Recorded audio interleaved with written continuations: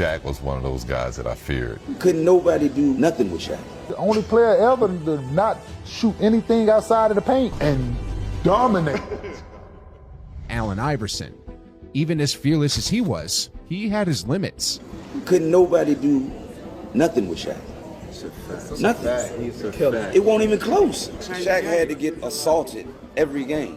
You know what I mean? Like, do you know how many times he got fouled when they didn't call it? Like this dude right here, man. I remember we was playing them, and I remember they threw it to him, and I tried to foul him before he was going up and jumping. Playoffs? No, I remember jumping on his back, and he took me up with him. I ain't lying, dog. And Kobe looked at me and said, "Man, what the hell is wrong with you? You trying to die? Are you trying to die?" But if Iverson thought Shaq was a handful, he wasn't alone. Each player who crossed paths with Shaq had their own story of trying to stop the unstoppable. Take Rasheed Wallace, who knew a thing or two about physical play.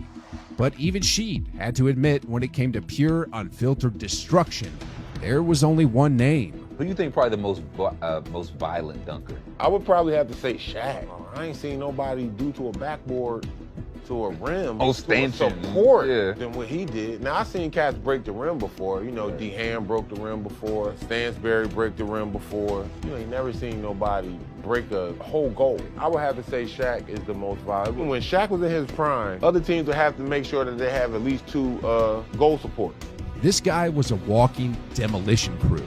And it didn't stop there. Kenyon Martin Sr., another warrior of the paint. As for him, he realized that when Shaq backed you down, it was game over.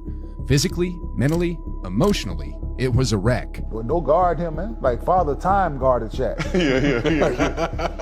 Trust me, like there wasn't no stopping that man, dog. The only player ever to not shoot anything outside of the paint and dominate.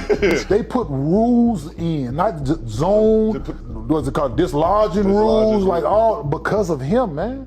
Like the back down rule, like it was Charles Barkley started, but it was for him.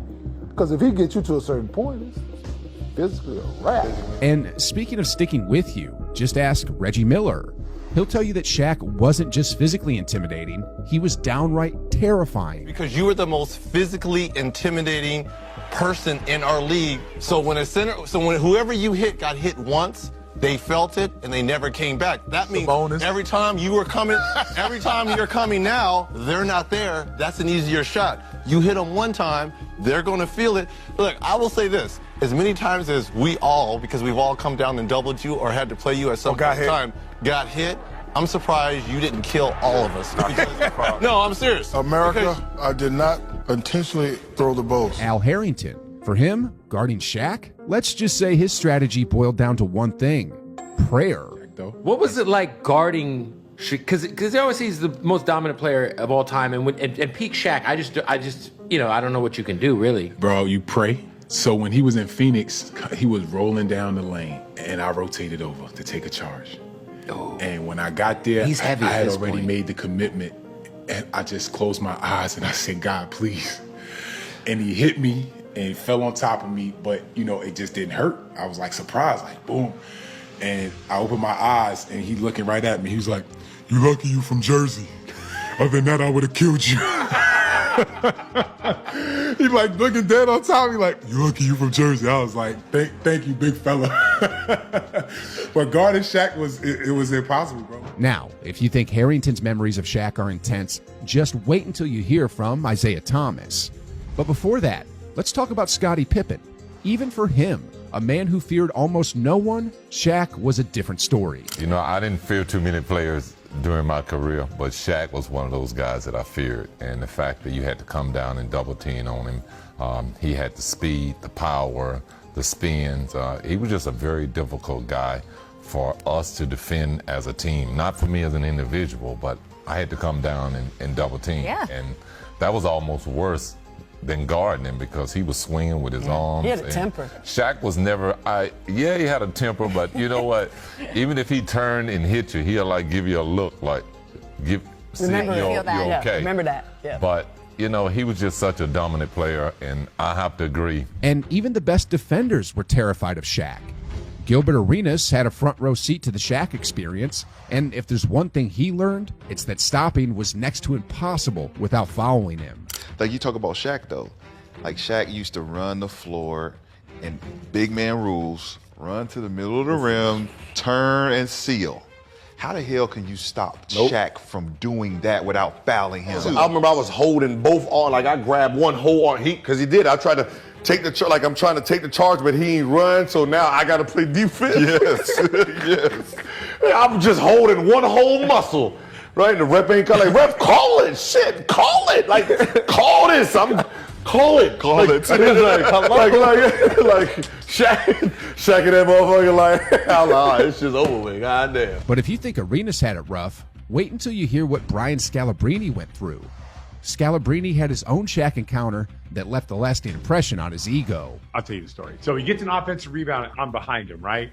And he comes down and he goes up, and I'm like, I got to foul Shaq. And I come down, two hands, as hard as I can, like almost like a horse collar, but I'm just gonna like I'm gonna just destroy this man, right? Like this is not gonna be good. And I'm afraid as I'm doing it, like, damn, this is Shaq. I can't believe I'm doing this to Shaq. It was like I hit like cement. I just went boom. He went up and he dunked it. So as soon as he went up and dunked it, I'm thinking, oh my God, he's gonna kick my ass. Like it's just like the worst position I could be in. And I almost would rather him have kicked my ass for the fact that he didn't even recognize that I was there. Like I was thinking to myself, like, oh shit, I'm gonna get my ass kicked by Shaq in front of everybody.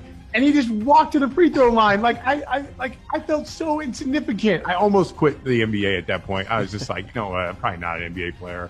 If I gave this guy everything I had and he went up and dunked it like I wasn't even there. I mean, after all, if giving it everything you've got means absolutely nothing to a guy like Shaq, what's left? And Channing Frye might have caught Shaq in 2005, but even that version was more than enough to leave an impression. I caught 05 Shaq. I didn't catch. I caught 01 Shaq, bro. I caught 05 Shaq, and like you look at video and you're like, damn, he's so big. As a human being, he's not supposed to move like that. I was playing in New York, right? We're up. I know he probably went out the night before, so I'm like, I'm not gonna say shit. Right? I'm gonna just let this game go by. Third quarter comes and he's doing okay. They're down 6. He looks at me, he's like, okay, good game, Lil Fry.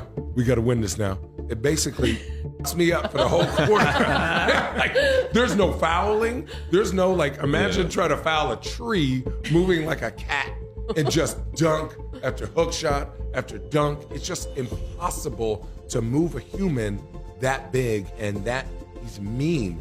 At number 5, we have Kobe Bryant, who witnessed the Shaq force from the closest quarters. Kobe saw it all during his career, but Shaq's overwhelming force still stood out to him. Technical question here. Let's see how you can answer this. Who would Shaq be if he had your work ethic? He'd be the greatest of all time. He'd be the first to tell you that, for sure. I mean, this guy was a force like I have never seen. I mean, it was crazy. You know, a guy at that size, generally guys at that size are a little timid and they don't want to be tall. They don't want to be big. Man, this dude he did not care. He was mean. He was nasty. He was competitive. He was vindictive. I wish he was in the gym. I would have had 12 rings. Meanwhile, Yao Ming's first encounter with O'Neal left him with a comparison that's hard to forget. Yao stated, "Yeah, what was your first impression of Shaquille O'Neal?" Well, it's almost like a rhino on there on the court to play against. A couple of years ago, I went to Africa to see a real rhino, but it's not much of a difference. But for Tim Legler, the prospect of facing Shaq was enough to make any player a little nervous. Shaq had the potential to turn you into a poster child for his dominance. The closest that I saw where maybe guys were a little bit more nervous lacing up was Shaq. Because Shaq wouldn't just, go out there and outplay you and dominate you statistically, like whatever. He also could potentially put you on some sort of video clip that could last a lifetime. Second year in the league, maybe he's in Orlando. I'm in Dallas. That was leaner Shaq, but picks up a loose ball in the middle of the lane. I'm the closest guy to him, and even then it was, don't let this guy get layups and dunks, chop him. He starts to rise up, and I just swung down as hard as I could across both forearms, and he kept going like full strength, and I'm feeling kind of like my body starting to go upward, like in an upward motion, like where you're thinking like he's about to take me off the ground, and you release and let go. Our coaches would always say, if Shaq gets the ball down low and you're coming to help, you got to foul. I remember one game you got it underneath, and I swung as hard as I possibly could. Took the elevator ride. Gotcha. Yeah, took the elevator ride up. Felt like I broke my wrist. To my credit, you didn't get the basket. You had to go to the free throw line, which was our goal. He doesn't remember that. He don't remember you even hitting him. But my point is, you know, the refs had to deal with that. Everybody intentionally fouling him. He had to deal with it. I think things could have gotten a lot worse if he hadn't been composed and able to deal with all that. Isaiah Thomas had his fair share of tough assignments, but nothing prepared him for the sight of Shaquille O'Neal in the paint. Shaq first came into the league, right? So I'm guarding Penny Hardaway out here, and Shaq is posted, and I'm supposed to come back and double, okay? And I forget who was guarding him. I think it was, I think maybe Sally or somebody. It was somebody small, right? I swear to God, now I'm supposed to go back. Don't throw it in. Okay. I look back and I'm like, ain't nobody guarding Shaq. I couldn't see the defenders. Like that's the first time I ever looked on the basketball court and somebody was standing behind somebody and you couldn't see him. I was like, oh, God, Shaq. Now, from Isaiah's astonishment, let's jump into Richard Jefferson's equally intense experience.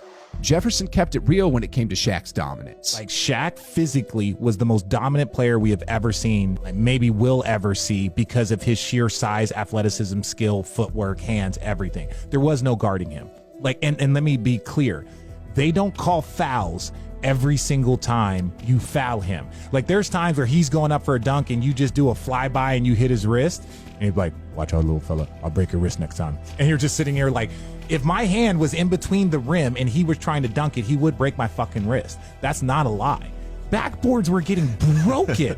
They literally had to change the physical equipment because they had never seen someone with that level of strength before.